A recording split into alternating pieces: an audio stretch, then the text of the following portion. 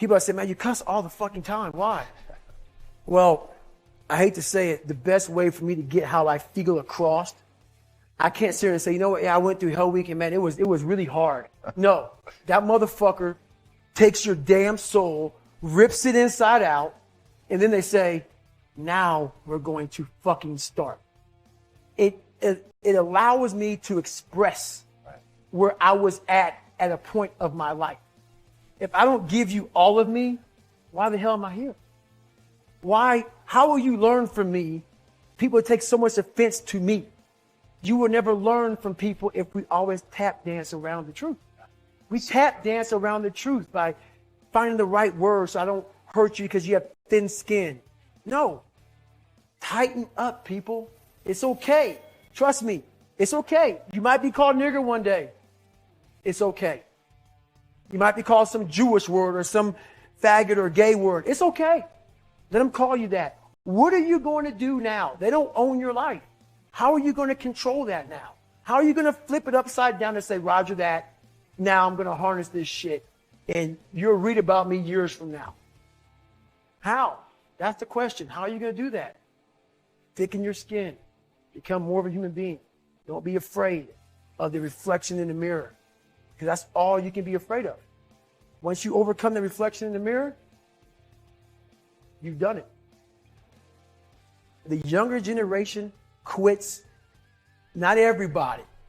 So I gotta put that. People get their butt hurt. So not everybody. Most of this generation quits the second they get talked to. You did this wrong, or they get yelled at.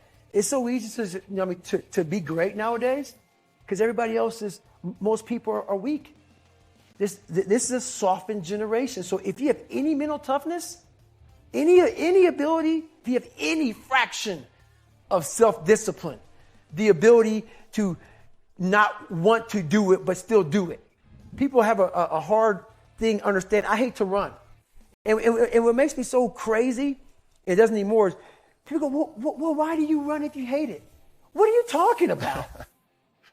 I don't want to take showers and eat either. I hate that too. That's life, man. It wasn't until I changed that mentality that I became somebody. I hated going to school. So guess what? I was dumb as shit. That's what 1 + 1 is 2. But if you can get through to doing things that you hate to do, on the other side is greatness. That's what people don't understand. By me running, I am callousing my mind. I'm not training for a race. I'm training for life. I'm training for the time when I get that 2 o'clock in the morning call that my mom is dead or something happens tragic in life. I don't fall apart. I'm training my mind and my body and my spirit so it's all one, so I can handle what life is going to throw at me. Because the life I've lived, it throws a whole bunch at you. And if you're not physically and mentally prepared for that, you're just going to crumble and you're good for nobody. I think pushing yourself physically is the number one factor of life. Life's about self-discipline. It is about self-discipline. We tend to do the things that are easy.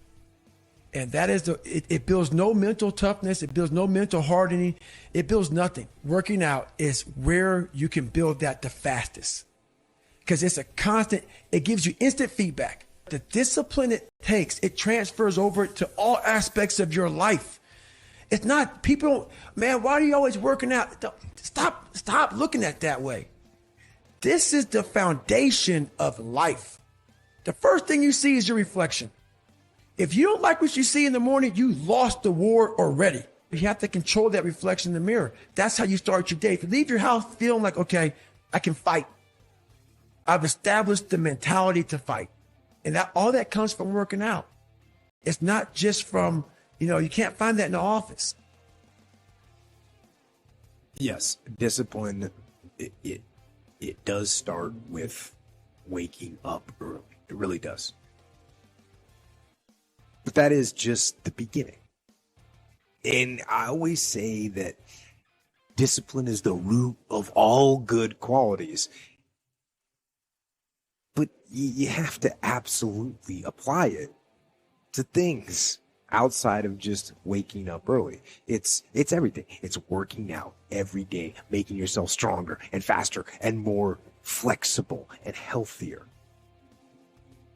Discipline is eating the right foods to fuel your system.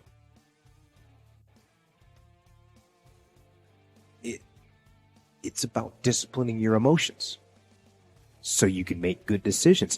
It's about having the discipline to control your ego so your ego doesn't get out of hand and control you. It's about treating people the way you would want to be treated.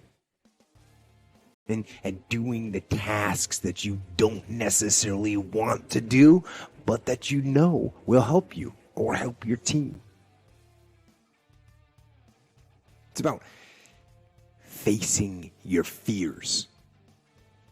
It takes discipline to face your fears so you can conquer them. And that's what discipline is. Discipline means taking the hard road, the uphill road, to do what's right for yourself and for other people. It's so often the easy path that calls to us to be weak for that moment, to break down for that moment, to give in to the desire and the short-term gratification. But the discipline will not allow that. The discipline calls for strength and fortitude and will. It won't accept weakness. It won't tolerate another breakdown. The discipline can seem like it's your worst enemy. But the reality is, discipline is your best friend. It will take care of you like nothing else can. And it'll put you on that path.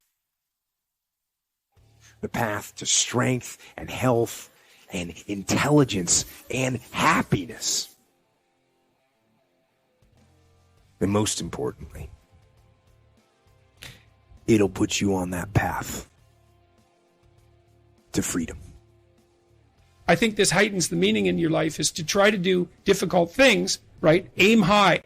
Don't aim so damn high you can't manage it, and make sure you break down your aims into reasonably attainable sub-goals, but you want to aim high, and then you want to see how hyper-efficient you can get. That's a great thing to do in your early 20s, is to see, okay, like, discipline yourself. You think, okay, how much work can I do if I load myself right to the maximum?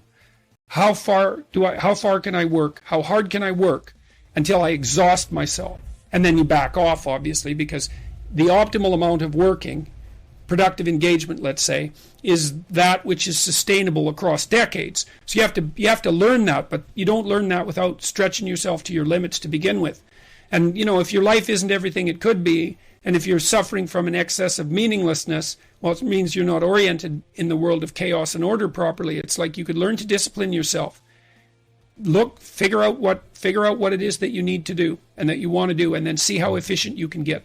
Because one of the things that's quite fun is to figure out, if you have a task, I always tell my graduate students this if they're doing an experiment too, if you have a task that you have to do, it's really interesting to spend a few minutes, sometimes hours, depending on how long the task is, see if you can figure out how to do it from 5 to 10 times faster. It means you'll have to rearrange the way you think about it, but you can often do it. And that's how extremely productive people get so hyper efficient. You know, sometimes it means you have to delegate. Sometimes it means you have to bring other people aboard. That's delegation as well, I suppose. But there's a lot of preconceptions that you hold about who you are and who the world is that you could dispense with that would make you a way more efficient actor in the world. And it's also quite fun to give yourself minimal time to do something complicated, because it's quite challenging to see if you can do far more than you thought in far less time.